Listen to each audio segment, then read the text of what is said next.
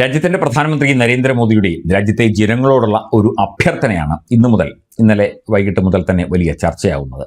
അദ്ദേഹത്തെ പരിഹസിച്ചുകൊണ്ട്, പ്രധാനമന്ത്രിയെ പരിഹസിച്ചുകൊണ്ടൊക്കെ നിരവധി ട്രോളുകളുമൊക്കെ വരുന്നുണ്ട്. അന്താരാഷ്ട്ര തലത്തിലുള്ള ചില പ്രതിസന്ധികൾ നമുക്ക് മറികടക്കണമെങ്കിൽ ചില കാര്യങ്ങളിൽ നമ്മൾ നിയന്ത്രണം വരുത്തണം എന്ന് ആവശ്യപ്പെട്ടുകൊണ്ടാണ് പ്രധാനമന്ത്രി നരേന്ദ്രമോദി ഈ കാര്യങ്ങൾ ജനങ്ങളോട്, രാജ്യത്തെ ഓരോ ജനങ്ങളോടും പറഞ്ഞത്. പ്രിയപ്പെട്ട പ്രേക്ഷകർ അത് അറിഞ്ഞു കാണുമായിരിക്കും. രാഷ്ട്രമാദ്യം സാധ്യമാകുന്നിടത്തെല്ലാം വർക്ക് ഫ്രം ഹോമിന് മുൻഗണന നൽകുക, അതായത് ഓഫീസിൽ പോയുള്ള ജോലികൾ മാറ്റിവെച്ച് ഒരു വർഷത്തേക്ക് സ്വർണം വാങ്ങുന്നത് ഒഴിവാക്കുക. സ്വർണം എന്ന് പറയുന്നത് വലിയ വിലയാണിപ്പോൾ.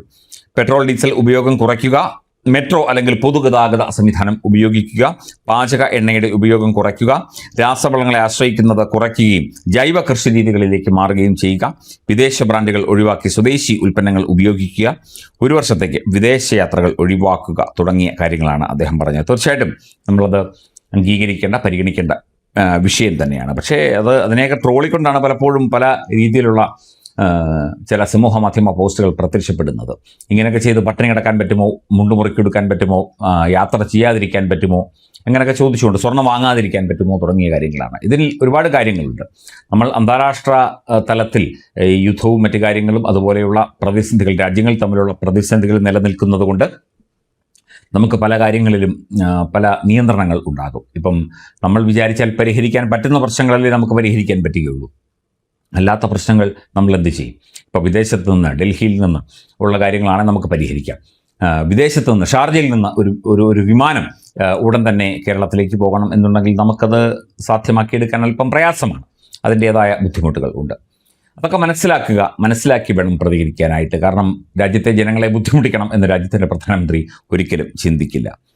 65 ലാൽ ബഹാദൂർ ശാസ്ത്രി യുദ്ധസമയത്ത് സ്വർണം സംഭാവന ചെയ്യാൻ ആവശ്യപ്പെട്ടിരുന്നു. ആ കാലഘട്ടം ഓർമ്മയില്ലേ? ഇന്ദിരാഗാന്ധി എണ്ണ പ്രതിസന്ധി കാലത്ത് ഇന്ധനം ലാഭിക്കണമെന്നും മൻമോഹൻ സിംഗും കാർ പൂളിംഗ്, ഇന്ധന ലാഭം എന്നിവയ്ക്ക് ആഹ്വാനം നൽകിയിട്ടുണ്ട്.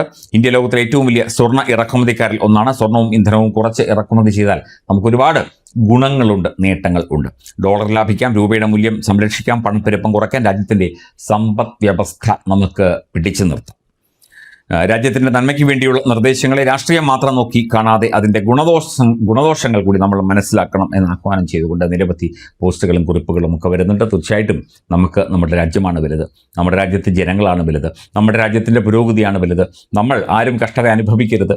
നമ്മൾ ഇപ്പോൾ നിയന്ത്രിച്ചു കഴിഞ്ഞാൽ തീർച്ചയായിട്ടും നമുക്ക് ആ ഒരു രീതിയിൽ നമുക്ക് ബുദ്ധിമുട്ടില്ലാതെ, കഷ്ടപ്പാടില്ലാതെ മുമ്പോട്ട് പോകാൻ സാധിക്കും. നമുക്ക് ക്ഷാമമില്ലാതെ മുമ്പോട്ട് പോകാൻ സാധിക്കും. നമുക്ക് മറ്റ് തിരിച്ചടികളില്ലാതെ മുമ്പോട്ട് പോകാൻ സാധിക്കും. അതുകൊണ്ടാണ് പ്രധാനമന്ത്രി ഈ ഒരു ആഹ്വാനം നടത്തിയത്. അതിനെ ട്രോളുന്നവരോട്, അതിനെ പരിഹസിക്കുന്നവരോട്, അല്ലെങ്കിൽ അതിനെ എതിർക്കുന്നവരോട് നമുക്ക് പ്രത്യേകിച്ചൊന്നും പറയാനില്ല. നിങ്ങൾ രാജ്യവിരുദ്ധരാണോ എന്ന ഒരു ചോദ്യം തീർച്ചയായിട്ടും നിങ്ങളോടൊക്കെ തന്നെ ചോദിക്കേണ്ടി വരും.